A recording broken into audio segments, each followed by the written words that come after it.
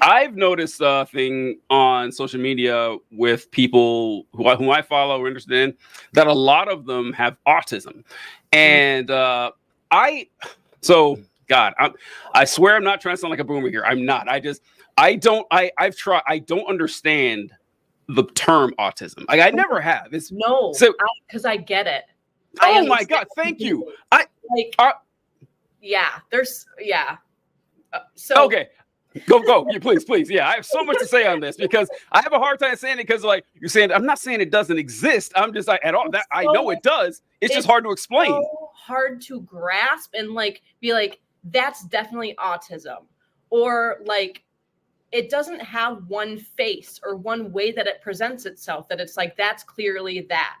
And so I mean, there are certain things like in young children, like I have an autistic Mm-hmm. daughter. Like she, like a very characteristic, like of autism is like lining up your toys and Yep. having like very rigid, like opinions. Like this is the way it is, and this is how you say it and what you say. Like with my daughter, for example, like if we say, "Oh, that's this," well, there's like a certain like one word has many different ways you can say this one thing.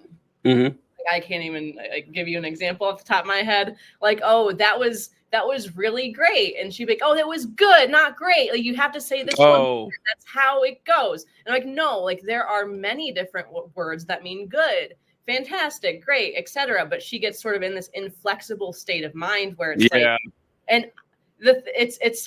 it's so like you could have a couple of autistic traits but a couple like but not like you could understand like plenty of autistic people understand sarcasm like that's Mm-hmm. the whole thing of like autistic people don't understand sarcasm and but actually like a lot of autistic people do.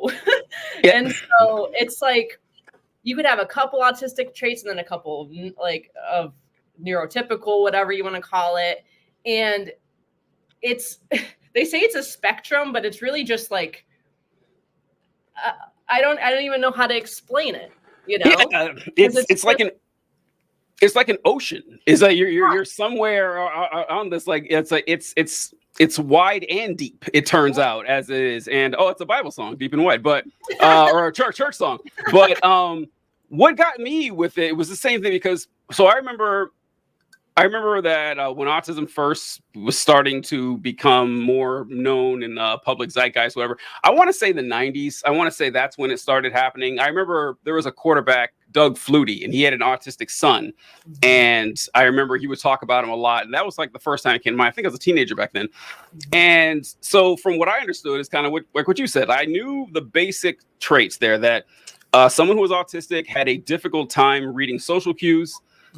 They wouldn't understand why like like you said with words like let's say you call someone say someone calls me a wise man or something like that, and I'm like, all right, but if someone calls me a wise guy, that's a problem. Now you're insulting me. It's like, okay, well, what's up with that? Yeah, stuff like that. yeah, And yeah, and like stacking blocks. Oh, the blue blocks go here and the green blocks go here. Yeah, stuff like yes. so that was my understanding of autism. And then I would see these I see these news reports, and the news report started coming out. It's like, so we have the first autistic person to graduate as valedictorian. I was like, oh, okay, that's cool. And then I said, first autistic person to be admitted into an Ivy League college. And I kept seeing this stuff more and more. I was like, okay, wait a minute here. What? Okay, at this point, what does this mean now? Because whenever my thought was still like what you were saying, like the base level, what you assume, like the kid who can't talk to anyone is reserved Right. in the corner. Yeah. And like I viewed it as a mental deficiency. I guess I'm trying to say that's how I Right. saw it. And Yeah. then as time's gone on, no, that's not what it means at all. It's just Right. that you process information in a different way, but in a myriad of ways that it can be demonstrated 1,000 ways. So what I'm trying to say without sounding like boomerish is I don't know what the word means anymore. Like I genuinely don't. Like it means 1,000 things. And to me, I'm like, okay, well, we should get more words. That's just how I see it. I Because agree. I agree. I think that there are different facets of it, and it's such a catch-all term. Like ADHD, for example, like is pretty straightforward. Like to me, like thinking about the different characteristics of ADHD, it's and that could I could see being on a spectrum of like really Like, and that makes sense to me. But autism has so many different traits, and it presents itself differently for so many people.